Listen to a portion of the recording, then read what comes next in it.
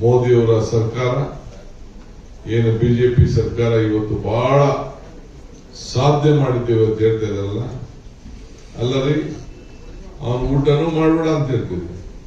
ಪಾಪ ಅವರೇನೋ ಮದುವೆ ಮಾಡಿಕೊಂಡು ಒಂದು ತಾಳಿ ಕಟ್ಕೊಳ್ಳಕ್ಕೆ ಏನೋ ಒಂದು ಚಿನ್ನ ಇದೆ, ಚಿನ್ನನೂ ತಗೋಬೇಡ ಅಂತ ಹೇಳ್ತೀರಿ. ಅದಿಂಗೆ ನೀವು ಕಂಟ್ರೋಲ್ ಮಾಡಕ್ಕಾಗ್ತದೆ? ಆಯ್ತಪ್ಪ, ಒಂದಿನ ಇದೆಲ್ಲೋ ಪೆಟ್ರೋಲ್ ಎಲ್ಲ ಓದೋದಾಯ್ತು ಲೀಟರ್ಗಳು. ಇವತ್ತು ಹೋಗ್ತಾ ಇದಾರೆ ಲೀಟರ್ಗಳು? ಯಾರು ಪೆಟ್ರೋಲ್ ಹೋಗ್ತಾ ಇಲ್ಲ, ಯಾವ ಎಂಪಿನೂ ಹೋಗ್ತಾ ಇಲ್ಲ, ಮಂತ್ರಿಗಳು ಹೋಗ್ತಾ ಇಲ್ಲ, ಆಫೀಸರು ಹೋಗ್ತಾ ಇಲ್ಲ. ಸುಮ್ಮನೆ ಬರೀ ಪೇಪರ್ಗೆ ಟಿವಿಗೆ ಒಂದಿನ ಫೋಟೋ ಕೊಟ್ಬಿಟ್ಟು ಪೋಸ್ಟ್ ಕೊಟ್ಬಿಟ್ಟು ಮಾಡಕ್ ಹೋಗ್ತಾರೆ. ಸೊ ಪ್ರಾಕ್ಟಿಕಲ್ ಆಗಿ ಯಾವುದು ಕೂಡ ಈ ಸಂದರ್ಭದಲ್ಲಿ ಮಾಡಕ್ ಆಗ್ತಾ ಇಲ್ಲ. ಅವರು ಖುಷಿಯಿಂದ ಜನಕ್ಕೆ ತೊಂದರೆ ಆಗ್ಲಿ ಅಂತಾನೆ ಇಂಥ ಕಾರ್ಯಕ್ರಮಗಳನ್ನ ರೂಪಿಸ್ತಾ ಇದ್ದಾರೆ. ಸೊ ಅದರಿಂದ ಸಾಮಾನ್ಯ ಜನರಿಗೆ ಇದು ಎಲ್ಲ ತೊಂದರೆ ಆಗ್ತಾ ಇದೆ.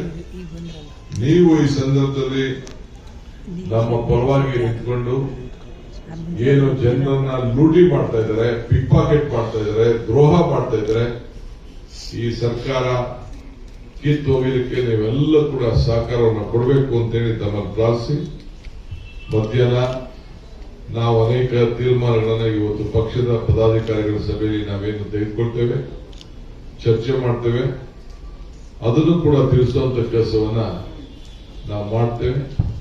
ಸೊ ಮಾಧ್ಯಮದವರು ತಾವೆಲ್ಲ ಕೂಡ ಅರ್ಜೆಂಟ್ ಆಗಿ ತಾವೆಲ್ಲ ಈ ಒಂದು ಪ್ರೆಸ್ ಕಾನ್ಫರೆನ್ಸ್ಗೆ ಬಂದದಕ್ಕೆ ತಮ್ಮೆಲ್ಲರೂ ಕೂಡ ಶುಭ ಹಾರೈಸಿ ಅಭಿನಂದಿಸಿ, ಈ ನೋವಿನ ಪರಿಸ್ಥಿತಿಯಲ್ಲೂ ಕೂಡ ತಾವು ಜನರ ಜೊತೆಯಲ್ಲಿ ಸ್ಪಂದಿಸಬೇಕು ಅಂತ ಹೇಳಿ ನಿಮ್ಮಲ್ಲೂ ಕೂಡ ನಾನು ಪ್ರಾರ್ಥನೆ ಮಾಡ್ತೇನೆ. ನಮಸ್ಕಾರ. ಸರ್, ಒಂದ್ ಕಡೆ ಇನ್ಫ್ಲೇಷನ್ ಇದೆ, ಅವರು ಪ್ರೈಸ್ ಹೇಗೆ ಮಾಡ್ತಾರೆ ಸೆಂಟ್ರಲ್ ಗವರ್ಮೆಂಟ್, ಫ್ರೀ ಬೀಸ್ ಕೊಡ್ತಾರೆ.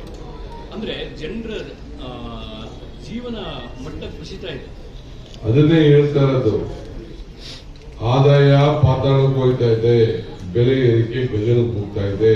ಅದನ್ನ ಬದುಕಲಿಕ್ಕೋಸ್ಕರನೇ ನಾವು ಗ್ಯಾರಂಟಿ ಕೊಟ್ಟು, ನಮ್ಮ ಗ್ಯಾರಂಟಿ, ಈ ಗ್ಯಾರಂಟಿ ಕರ್ನಾಟಕದ ಗ್ಯಾರಂಟಿ ಮಾತ್ರ ಅಲ್ಲ, ನಮ್ಮ ಗ್ಯಾರಂಟಿನ ಇಡೀ ದೇಶನೇ ಮೆಚ್ಚಿ ವಿಶ್ವದ ಅನೇಕ ಸಂಸ್ಥೆಗಳು ಕೂಡ ಇವತ್ತು ಕರ್ನಾಟಕ ಸರ್ಕಾರ, ಕಾಂಗ್ರೆಸ್ ಸರ್ಕಾರ ಒಳ್ಳೆ ಕೆಲಸ, ಜನರ ಭಾವನೆ ಮೇಲೆ, ಅವರು ಭಾವನೆ ಮೇಲೆ ರಾಜಕಾರಣ, ನಾವು ಬದುಕಿನ ಮೇಲೆ ನಾವು ರಾಜಕಾರಣ. ಇದೇ ನಮಗೂ ಅವ್ರಿಗೂ ಇರುವಂತ ವ್ಯತ್ಯಾಸ. ಅವರು ಎಮೋಷನಲಿ ಆನ್ ಕ್ಯಾಸ್ಟ್, ಕ್ರೀಡ್, ಬೇರೆ ಬೇರೆ ವಿಚಾರದಲ್ಲಿ ಎಲ್ಲ ತೆಗೆದುಕೊಂಡು ಹೋಗ್ತಾರೆ. ನಮ್ದು ಹಿಂಗಿಲ್ಲ. ಅವ್ರ ಹೊಟ್ಟೆ ತುಂಬುವಂಥದ್ದು ಕಷ್ಟ, ಅವ್ರ ಬೇವ್ರಿಗೆ ಎಷ್ಟು ಗೌರವ ಕೊಡಬೇಕು, ಇದು ನಮ್ಮ ಚಿಂತನೆ. ಅವರ ಬದುಕಿನ ಬಗ್ಗೆ ನಾವು ಚಿಂತನೆ. ಅದಕ್ಕೋಸ್ಕರನೇ ಇವತ್ತು ಈ ಗಮನವನ್ನ ಸೆಳೀತಾ ಇದ್ದೇವೆ, ನಮ್ಮ ಹೋರಾಟವನ್ನ ಮುಂದುವರಿಸ್ತೇವೆ.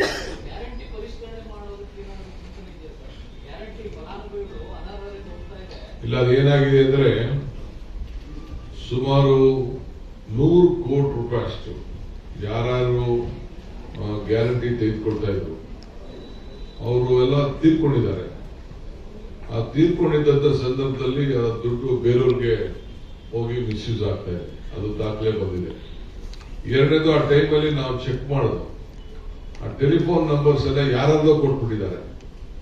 ಸೊ ಅದು ನಮಗೆ ಸರಿಯಾದ ಫಲಾನುಭವಿಗಳಿಗೆ ತಲುಪ್ತಾ ಇಲ್ವಾ ಅನ್ನೋದು ಕೂಡ ನಮಗೆ ಮುಖ್ಯವಾದಂತಹ ವಿಚಾರ.